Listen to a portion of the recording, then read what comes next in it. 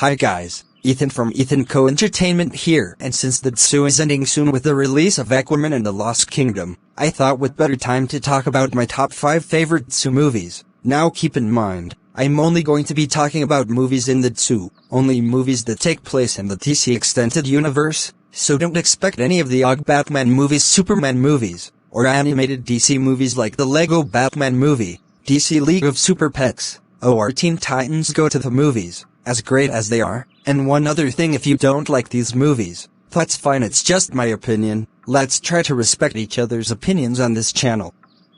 But before I get into number 5, here are a few honorable mentions.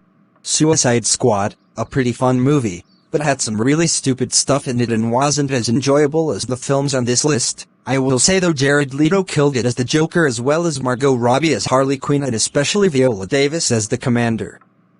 Really enjoyable movie, but not that great. Wonder Woman 1984. I think this movie is a huge disappointment compared to the first Wonder Woman, but it still had some enjoyability in it. The chemistry between Gal Gadot and Chris Pine was sweet. The action scenes were thrilling. G was pretty good, and I thought Kristen Wiig did a good job as Cheetah. It felt gimmicky, especially with the whole 80s aesthetic and the shoehorn of the invisible jet, but it's not terrible. Black Adam. Really enjoyable performances and fantastic action scenes, and a pretty badass post-credit scene hinting at a possible Black Adam vs. Superman movie, which sadly will never happen, because The Rock is a hack, but that's beside the point. It may not be as heartfelt and well put together like the Shazam movies were, but this movie is still a lot of fun and a really good popcorn flick. And last but not least, Shazam! Fury of the Gods. Without a doubt the movie on the honorable mentions list I enjoyed the most, and I would have put it on the list if it wasn't for these 5 movies being absolutely spectacular, but that changed the fact it is still a really good movie with a lot of heart, awesome action, fantastic villains, especially Lucy Liu, and the same cheeky wit that made the first one so enjoyable. This movie does not get enough love, and definitely should have done better at the box office. Go check it out if you haven't. Anyways, let's get into number 5. Number 5, Shazam. This movie is one of the most heartfelt superhero movies to come out in recent memory. At a time when comic book movies were mostly serious epics, this movie came out of nowhere to show DC could make movies that could just be fun and heartfelt and didn't have to be dark and serious all the time. And that's what I like about Shazam. It knows how to balance the comedy with the drama and executes both brilliantly. It's a really coming-of-age movie, while also being a fun superhero romp. The main character, Billy Batson, is so relatable and sympathetic that you just feel for him and what he's going through and want to just comfort him. Freddy is also really relatable and likable. You can't tell at least one of you watching don't relate to Freddy as the awkward comic book reading nerdy outcast WHO always gets bullied. We've all been there. The villain is also really well written. You can relate to him and understand where he's coming from, even though we disagree with him. He could have just been a typical power-hungry villain. WHO wants the power of Shazam just because, but no, they gave him a really tragic backstory and really made us understand why he has beef with the Shazam and his desire to get the power of the wizard. He's a really well-developed villain. WHO serves as a credible threat for Shazam. And it really captures what it would feel like if you were a kid and you got superpowers, delivering a very clever, interesting take on the superhero genre. Overall, Shazam is great. Go watch it. Number 4, Man of Steel. Now, when this film came out, I absolutely hated it, mostly because I had a basic understanding of WHO Superman was and how he was supposed to act, mostly through the Flash or shorts. But then I saw John Compey's video why Man of Steel is the most underrated comic book movie of all time, and that got me intrigued, so I went back to watch it. And I was just absolutely wrong about this movie to start. The movie's depiction of Krypton is visually creative. The vehicles, the atmosphere, the weapons, the creatures, the plants, and all of the unique concepts it introduces, 1,000 times more memorable than boring Ice Planet from the OG Superman movies. While Zack Snyder's dark, grimy atmosphere doesn't work for Batman v Superman or Justice League and parts when we're on Earth, it really works for Krypton since it's literally an overly serious dark world that's on the brink of collapse, and Zack Snyder really captured that. Henry Cavill is a great Superman and really embodies the heart and principles of the character. He's not as good as Christopher Reeve, but he is still a worthy successor. I liked Amy Adams as Lois Lane. While she doesn't look like the character, I didn't mind that she gave a unique take on the character. Russell Crowe and Kevin Costner did great as Jor-El and Jonathan Kent respectively, being the two people that instilled the values into Cal that would make him Superman. Ali Zurer and Diane Lane did great as Laurel and Martha Kent respectively, Martha always being the person that grounds Cal to his humanity and encouraging him to always fight for justice. And with the few minutes we got with Lara, she made the most of it. She was a badass, defying General Zod when he ordered her to abort the launch of Kal-El's escape shuttle, but also showing her deep love for Cal and her heartbreak of letting him go, as well as the incredibly powerful tear-jerking final moments with her on Krypton as she watches her planet fall apart. But the one thing this movie delivered on the most was its villain. Michael Shannon fucking killed it as General Zod. He's incredibly intimidating, complex, and has a reason for doing what he's doing, unlike in Superman 2 where he just wanted domination.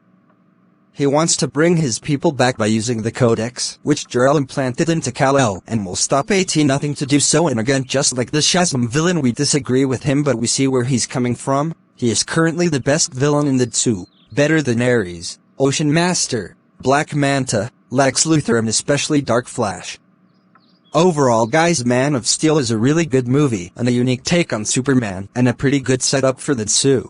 Number 3, The Flash. Now, I reviewed this a while ago on my community post, but to sum it up, this movie is a lot of fun, and it's a fan service bonanza, which is one of the things I love about it. The amount of references to other versions of DC characters, such as of course Christopher Reeve and Helen Slater as Superman and Supergirl respectively, WJTH the iconic suits. One thing I forgot to mention when talking about Man of Steel, I don't like the suit. The S is way too bulgy and overshadows a lot of the yellow. I love the iconic Superman suit and think the portions shit even. It just wasn't for me. George Reeves Superman from the original show, Nicolas Cage as a badass Superman that we never got to see, the Adam West Batman, Jay Garrick from the CW Flash show, and many more. I don't care what you all say about that scene, I loved it, and even though Ezra Miller is an absolute freak of nature, he did a fantastic job as Barry Allen / the Flash. You can feel for him when he goes back in time to save his mom and tries to set the multiverse straight. SWHCH results most heart-wrenching moments, especially when he fixes the timeline knowing he'll lose his mother. Ezra really mad. US feel for Barry. Too bad he's a piece of shit and the sequel was cancelled because of that. Michael Keaton did a fantastic job as Batman, really adding a lot of oomph to this movie with his charisma, and his stunt work is incredible, and when he dies, it wasn't as emotional as Barry giving up his mother, but it was still pretty emotional. Supergirl was incredibly likable and a freaking badass. She's hardcore, but she has moments of gentleness, like when she helped Barry get his powers back. Also like her suit design as opposed to Kal-El's suit, and while it is a similar suit I just think it looks better. The S isn't fully covering the logo like Kal-El's was, and I really like the mix of red and blue. Michael Shannon unsurprisingly kills it again as General Zod. He isn't the movie for that long, but he still captured the raw, fierce, threatening energy of the character. As for the actual villain, though that was the one thing that sucked about this movie, it has hints of Lego Movie 2, Lightyear villain reveal, where it's the main character but from the future, and he wasn't really a villain. If anything, he was just a cameo, and didn't really get to do anything to progress the story. I would have honestly preferred if Reverse Flash was the villain, cause then he would pose as a legitimate threat. The few times we got to see Ben Affleck's Batman or Wonder Woman there, we were pretty cool. The humor in this movie is spot on. I laughed so many times during this movie, mostly the fist comedy and the DC jokes. The Flash is definitely a fun thrill ride, and while I think to an extent it deserved to bomb the box office for being a starring vehicle for Ezra Miller, it's still a movie I think deserves better than what it's getting. Run over to check it out when you get the chance. Number 2, Wonder Woman. This was the first DCEU movie I went to see in theaters, and I loved it. Almost half a decade later, it is still one of the best movies of the franchise. Gal Gadot did a fantastic job as Diana, also known as Wonder Woman. She's a very caring, infectious, sensitive, and likable character. She has a lot of really cool badass action scenes as well, like when she reveals her iconic Amazonian costume and walks into no man's land using her bracelet to deflect the bullets, as well as using her lasso of truth to slay the Nazis. But the best action scene is on the climax, where she battles Ares, when she uses her bracelets to deflect the lightning into Ares, completely obliterating him. Chris Pine did a good job as Steve Trevor as well. He had really good chemistry with Gal, showing there are good people in the world with true hearts of gold, and Chris Pine really portrayed that. Dr. Poison. I don't have a lot to say about IT, it's just a really good movie that I enjoy. IT was the DC movie that gave me hope for the future of the DCEU, and maybe DC could actually make genuinely good enjoyable movies that I could look forward to, and they did. Awesome. What? Wonder Woman was great back in 2017 and it's still great now? Check IT out when you have the chance.